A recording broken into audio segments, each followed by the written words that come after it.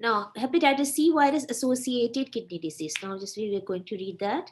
So, kidney disease can occur in the setting of HCV infection. Now, there are three patterns basically. They are associated with the HCV, are secondary MPGN. This is most common secondary MPGN, right? Secondly, this is caraglobulinemia, glomerulopathies, and membranous nephropathy.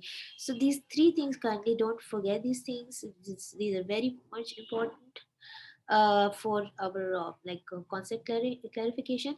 Secondly, MPGN1. This is most common type of renal disease in the patient with hepatitis C virus. Secondly, globinemic GN and membranous nephropathy. What is the clinical presentation? It is dictated by the underlying pattern of injury. Yes, definitely. Many patients may have elevated serum transaminase due to Hep C itself and may have the elevated rheumatoid factor, right? Yes, in these patients, in HCV patients, we have low complement level, right? C3, C4. C4 typically more reduced than the C3. This is question which is most likely asked. C4 greater reduced as compared to C3 in the HCV related GN disease.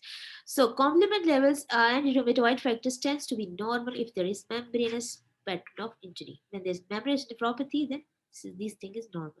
Now what to do, but how to treat them?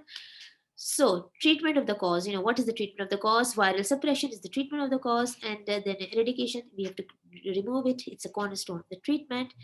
Okay, and they say that we use mostly the most direct acting antiviral therapies.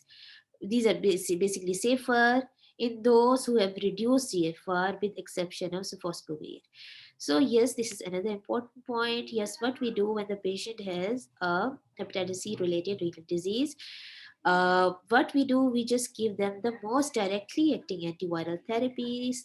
They're safer when GFR is low.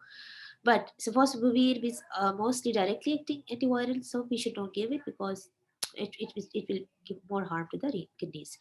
Now, therapies with the rituximab and possibly corticosteroids and plasmapheresis should be initiated in the patient with severe vasculitis prior to the initiation of the antiviral therapy. So, before starting the antiviral therapy, the patient has a renal problem, that is secondary glomerulonephritis, secondary membranoproliferative glomerulonephritis, or patient has cryoglobulinemic GN or membranous glomerulopathy. When the patient comes in this condition in Hep C patients, what we have to do, we firstly start the steroids or we do the plasmapheresis, then we give the trial of antiviral therapy, right? Now this, we have done this.